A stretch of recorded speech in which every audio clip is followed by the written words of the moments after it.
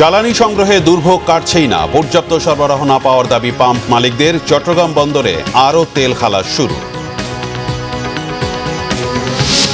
হামের উপসর্গ নিয়ে সারা দেশে আরও ৩ শিশুর মৃত্যু। রোগীদের চাপ বাড়ছে হাসপাতালগুলোতে।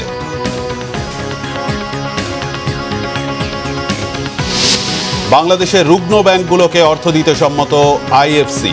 শেয়ার বাজারের কারসাজি রুখতে প্রযুক্তিগত সহায়তা দেবে জেপি মর্গান। যুক্তরাষ্ট্র ইরান আলোচনা ইস্যুতে সৌদি যুবরাজের সাথে শাহবাজ শরীফের বৈঠক। তেহরানে কর্মকর্তাদের সাথে পাক সেনাপ্রধানের বৈঠক। দেখছিলেন ক্রাউন সিমেন্ট সংবাদ শিরোনাম। এবার বিস্তারিত। জ্বালানি তেলের জন্য রাজধানীর ফিলিং স্টেশনগুলোতে মোটরসাইকেল ও প্রাইভেট কারের দীর্ঘ লাইন। ঘণ্টার পর ঘণ্টা অপেক্ষা ও ভোগান্তির পর মিলছে কাঙ্ক্ষিত তেল। ফিলিং স্টেশনের পক্ষ থেকে বলা হচ্ছে, ডিপো থেকেও তারা পাচ্ছেন না চাহিদা মাফিক তেল। তীব্র গরমের মধ্যে জ্বালানি তেলের জন্য রাজধানীর ফিলিং স্টেশনে অপেক্ষা করতে হচ্ছে মোটরসাইকেল ও প্রাইভেট কার চালকদের। তেলের দীর্ঘ লাইন নিয়ন্ত্রণে প্রতিটি ফিলিং স্টেশনের সামনে মোতায়েন রয়েছে আইন শৃঙ্খলা বাহিনীর সদস্য। মতিঝিল, শাহবাগ, মৎস্য ভবন, আসাদ গেট, শ্যামলী সহ বিভিন্ন এলাকার ফিলিং স্টেশনে গিয়ে দেখা যায় মোটরসাইকেল চালক কিংবা মালিকদের অনলাইনে রেজিস্ট্রেশনের মাধ্যমে ১,০০০ টাকার তেল বিক্রি চালু রয়েছে। রেজিস্ট্রেশন ছাড়া শুক্রবার থেকে তেল দেওয়া হবে না, এমন ঘোষণাও দেওয়া হচ্ছে পাম্প থেকে। যারা রেজিস্ট্রেশন করতে পারছেন না তাদের ৫০০ টাকার তেল দেওয়া হচ্ছে। এতে বিপাকে পড়ছেন পাঠাও চালকরা। তেলের জন্য প্রাইভেট কার চালকদের বেশি ভোগান্তির শিকার হতে হচ্ছে বলে অভিযোগ করেন চালকরা। লাইন হচ্ছে গিয়ে পেলাম অলমোস্ট ৭-৮ ঘন্টার মতো হচ্ছে গিয়ে লাইনে থাকতে হলো। তারপরেও লাইনের নানা বিশৃঙ্খলা আছে। তেল আগে থেকে অনেক কম দেয়, ঠিক আছে, তো ওই অনুযায়ী আমরা তেল দিচ্ছি। বিনা অনুযায়ী প্রাইভেট গাড়িগুলা ২,০০০ টাকা তেল দিচ্ছি সিসি বুঝা। গতকালকে আমরা ছিলাম প্রায় শিয়া মসজিদের ওইখানে সিরিয়াল মোহাম্মদপুর, ওখান থেকে সিরিয়াল কাটতে কাটতে সারা রাত্রে আমরা ওইখানে এসে আপনার এই মাথায় এসে বসেছি রাস্তার। তারপর ওইখান থেকে শুনি যে সকালে তেল নাই। টাউন হলে প্রথমে লাইন ধরছি, এখানে আসতে আসতে এখন বাজে ১:৫, আর হয়তো আধা ঘন্টা ৪০ মিনিট লাগবে নিতে। তাহলে ঈদের সময় চলে গেল এবং রোদ্রে কষ্টে সকালে নাস্তা করি নেই। চট্টগ্রাম বন্দরে প্রায় ৩৩,০০০ টন ডিজেল নিয়ে আসা এমটি টার্ম দামিনী ট্যাঙ্কার থেকে শুরু হয়েছে জ্বালানি খালাস। সকালে চট্টগ্রাম বন্দরের বহির্নোঙর থেকে ৬ নম্বর ডলফিন জেটিতে আনা হয় ট্যাঙ্কারটি। এর আগে ট্যাঙ্কার থেকে কিছু ডিজেল ছোট ট্যাঙ্কারে খালাস করা হয়। বাকি জ্বালানি খালাস হবে জেটিতে। গেল মঙ্গলবার রাতে প্রায় ৩৩,০০০ টন ডিজেল নিয়ে এমটি টার্ম দামিনী চট্টগ্রাম বন্দরের বহির্নোঙরে পৌঁছায়। একই সময় প্রায় ৩৪,০০০ টন ডিজেল নিয়ে আসে এমটি লুসিয়া সালিস। এসব ডিজেল সরবরাহ করেছে ইউনিপ্যাক সিঙ্গাপুর পিটি লিমিটেড ও সিঙ্গাপুর ভিত্তিক ভিটাল এশিয়া। এছাড়া দেশের পথে রয়েছে এলএনজিবাহী একটি ট্যাঙ্কার।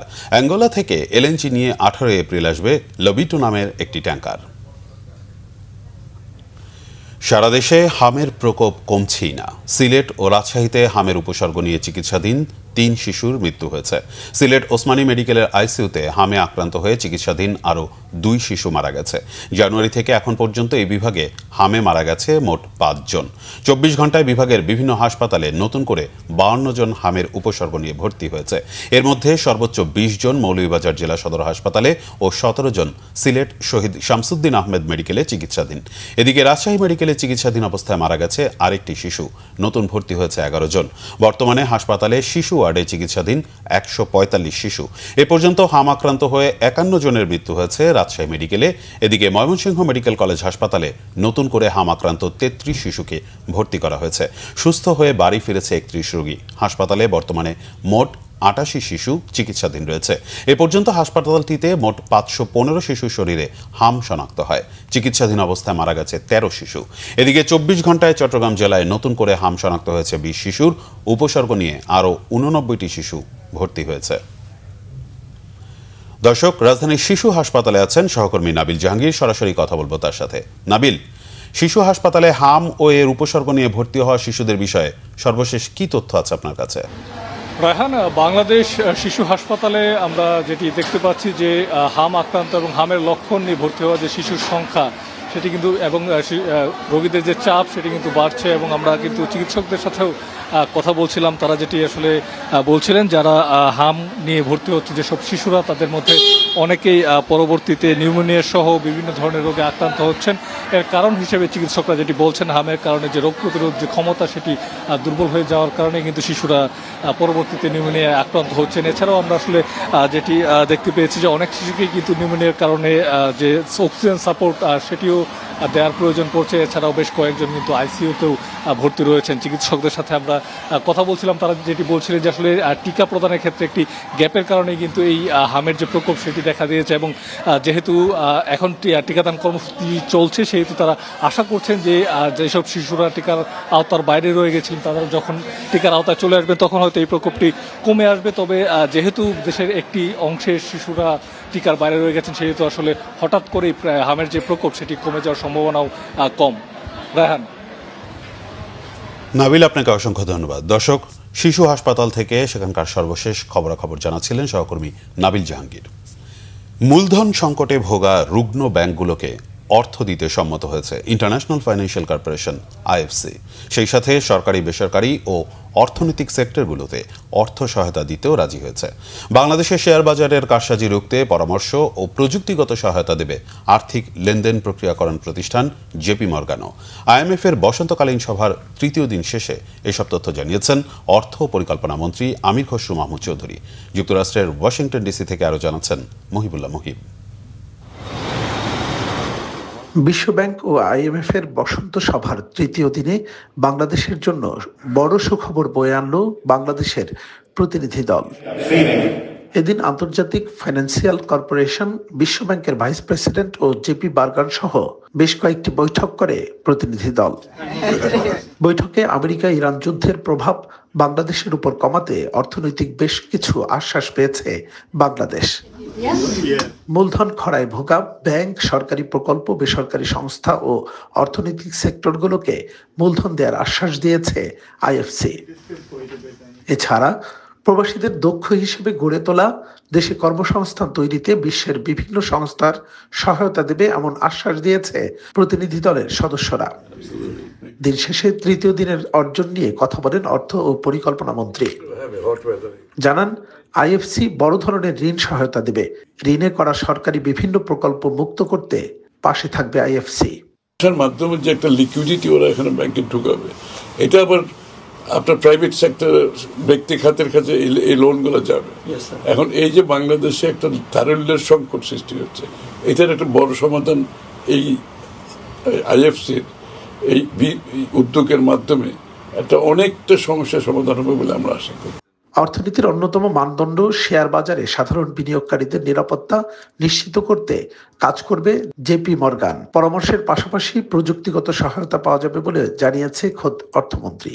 বিএনপির মেইন উদ্দেশ্য হচ্ছে জব ক্রিয়েশন, কর্মসংস্থান।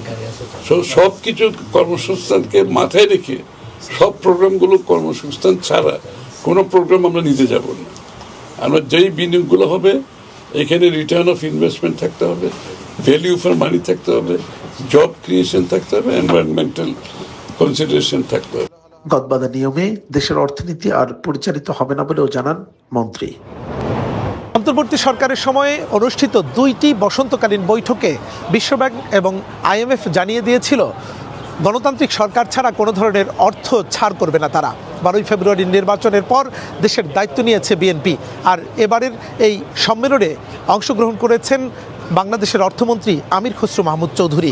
এবং বিশ্বব্যাংক এবং আইএমএফের কর্মকর্তাদের সাথে বৈঠকে তারা জানিয়েছে যে বাংলাদেশের সকল উন্নয়ন কর্মকাণ্ডে পাশে থাকবেন তারা।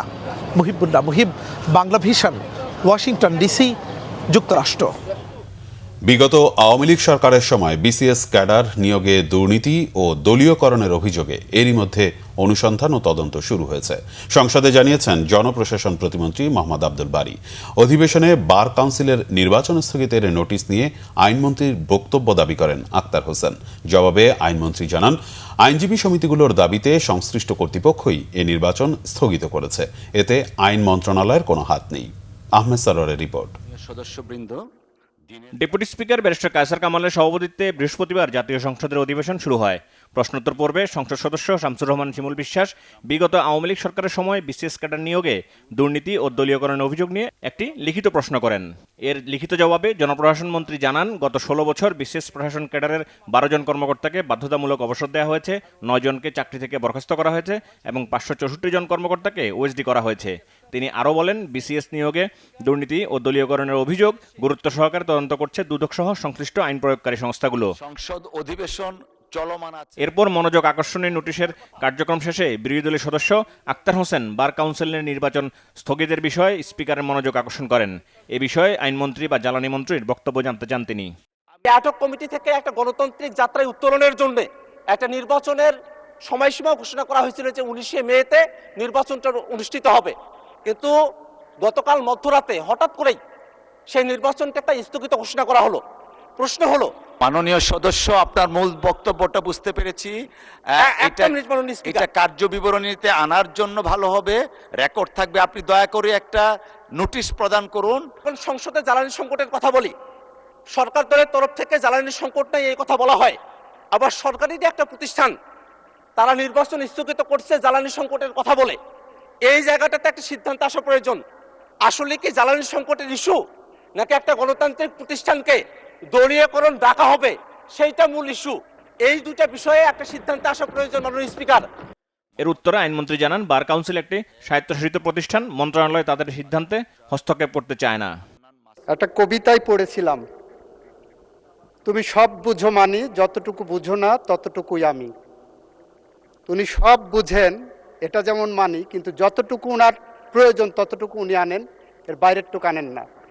অবশ্যই সংসদের অবশ্যই নির্বাচনে যাওয়ার জন্যই এই 8 সপ্তাহ বা 7 সপ্তাহ 8 সপ্তাহ সরকার দায়িত্ব গ্রহণের পরে, গত 18 মাসে যখন নির্বাচন হয়নি, আমরা দায়িত্ব গ্রহণ করার পরেই বার কাউন্সিলের নির্বাচন উদ্যোগ গ্রহণ করেছি। এবং সেই ব্যাপারে বার কাউন্সিল একটি স্বায়ত্তশাসিত প্রতিষ্ঠান, আপনি জানেন।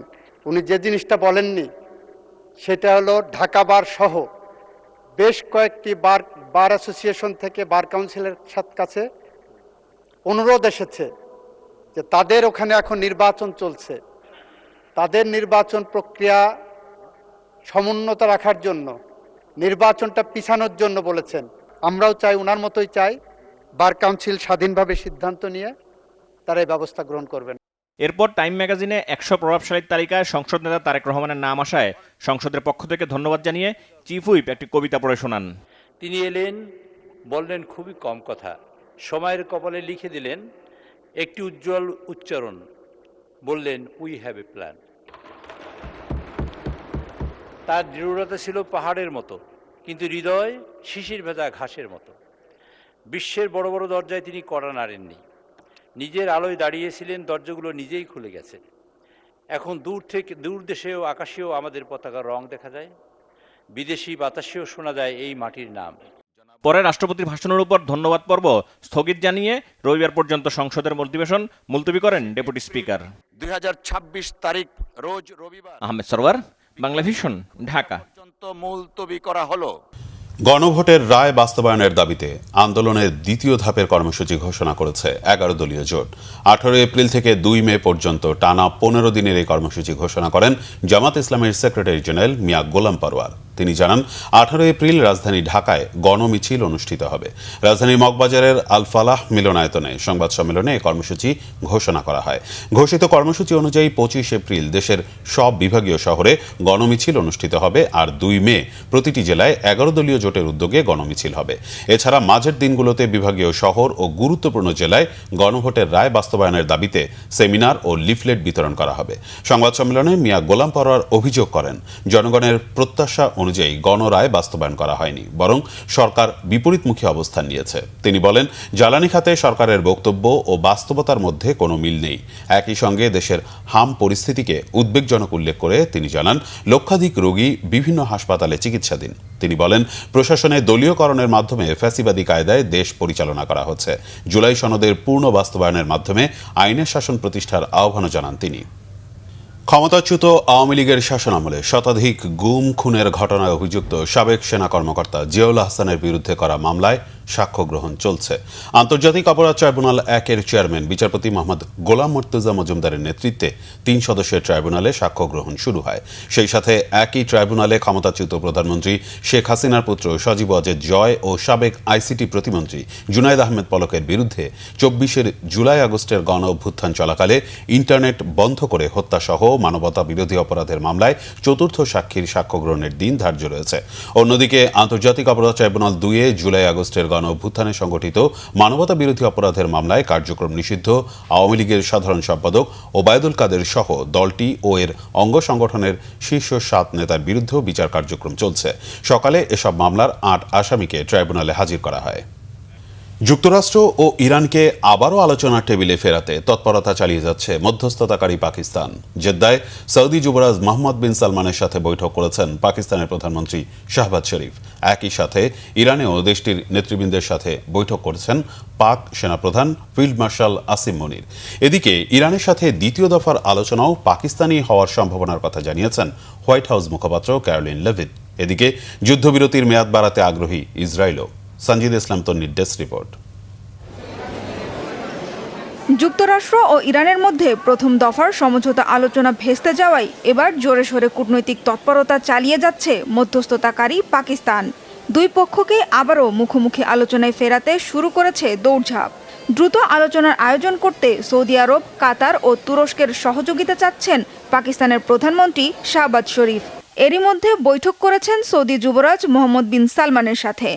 একই সাথে যুক্তরাষ্ট্রের বার্তা নিয়ে ইরানি নেতৃবৃন্দের সাথে আলোচনা করেছেন পাক সেনাপ্রধান ফিল্ড মার্শাল আসিম মনিরের নেতৃত্বাধীন প্রতিনিধি দল। পাকিস্তান ও আরব দেশগুলোর আলোচনার পরই দ্বিতীয় দফার বৈঠকের ভেন্যু ও দিনক্ষণ চূড়ান্ত করবে যুক্তরাষ্ট্র ও ইরান। সৌদি যুবরাজ ও পাক প্রধানমন্ত্রীর বৈঠকে ইরান যুদ্ধের বিষয়টি প্রাধান্য পেলেও বৈঠকের বিস্তারিত নিয়ে কোনো পক্ষই এখনও মুখ খোলেনি। ইরানি নেতাদের সাথে ফিল্ড মার্শাল আসিম মনির সহ পাক প্রতিনিধি দলের কী আলোচনা হয়েছে তাও জানা যায়নি। তেহরানের সাথে আলোচনা চালিয়ে যেতে আশাবাদের কথা জানিয়েছে ওয়াশিংটন। দ্বিতীয় দফার বৈঠকও পাকিস্তানের রাজধানী ইসলামাবাদে হওয়ার সম্ভাবনা রয়েছে বলে জানিয়েছে হোয়াইট হাউসের মুখপাত্র ক্যারোলিন লেভিট। তবে স্থায়ী শান্তি প্রতিষ্ঠা করতে ইরানের সাথে আলোচনায় আগ্রহ প্রকাশ করলেও হরমুজ প্রণালী ও ইরানি বন্দরগুলোতে মার্কিন অবরোধ অব্যাহত রয়েছে। অবরোধ তুলে না নিলে পারস্য উপসাগর, ওমান সাগর ও লোহিত সাগর বন্ধ করতে ইরানের হুমকির পর আরও আগ্রাসী যুক্তরাষ্ট্র। সম্ভাব্য সংঘাতের আশঙ্কায় মধ্যপ্রাচ্যে আরও কয়েক হাজার সেনা মোতায়েনের ঘোষণা দিয়েছে দেশটির প্রতিরক্ষা বিভাগ। মার্কিন সংবাদ মাধ্যম ওয়াশিংটন পোস্টের এক প্রতিবেদন বলছে, ইরানের স্থল অভিযানের পরিকল্পনাও রয়েছে যুক্তরাষ্ট্রের। প্রয়োজনে আবারও হামলার প্রস্তুতির কথা জানিয়েছে ইসরায়েলও। বসে নেই ইরানও।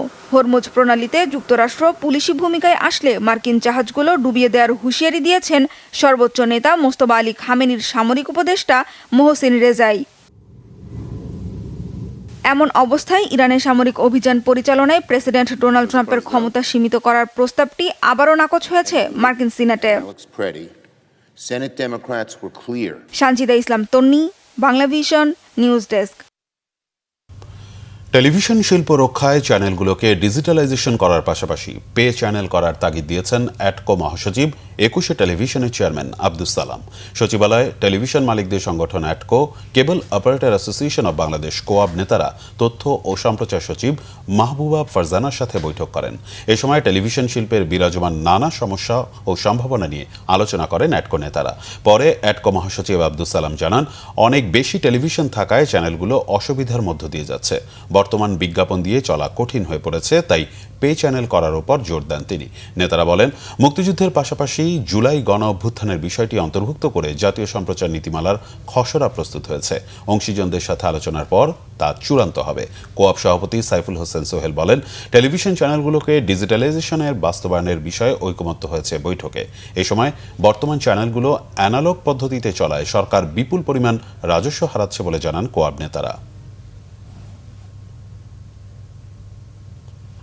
নোয়াখালী জেলা শহর থেকে অবৈধভাবে মজুত করা 1200 লিটার পেট্রোল সহ 3 জনকে গ্রেফতার করেছে পুলিশ। গতকাল রাতে নোয়াখালী পৌরসভার 3 নম্বর ওয়ার্ডের লক্ষ্মীনারায়ণপুর এলাকায় হাজী আসমাত আলীর বাড়িতে এ অভিযান চালিয়ে এসব মজুদ জব্দ করা হয়। আটক করা হয় পেট্রোল পরিবহনের কাজে ব্যবহৃত একটি পিকআপ।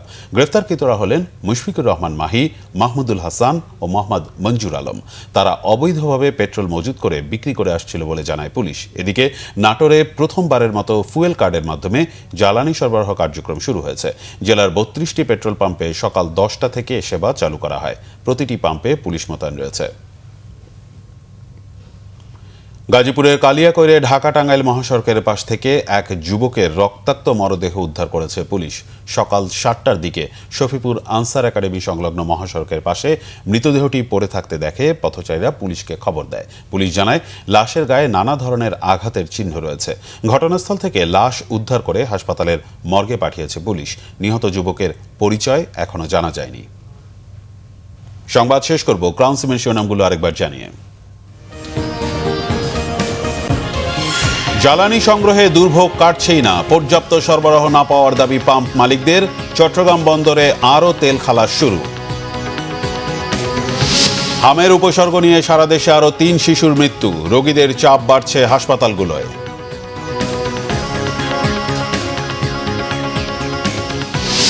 বাংলাদেশের রুগ্ন ব্যাংকগুলোকে অর্থ দিতে সম্মত আইএফসি। শেয়ার বাজারের কারসাজি রুখতে প্রযুক্তিগত সহায়তা দেবে জেপি মর্গান। যুক্তরাষ্ট্র ইরান আলোচনা ইস্যুতে সৌদি যুবরাজের সাথে শাহবাজ শরীফের বৈঠক। তেহরানে কর্মকর্তাদের সাথে পাক সেনাপ্রধানের বৈঠক।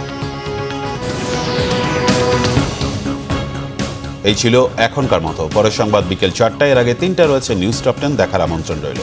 এছাড়া বাংলাভিশন সংবাদ ও সংবাদ সংশ্লিষ্ট অনুষ্ঠান দেখতে ভিজিট করুন www.bvnews24.com ও facebook.com/banglavisionnews এবং সাবস্ক্রাইব করুন youtube.com/banglavisionnews। ধন্যবাদ।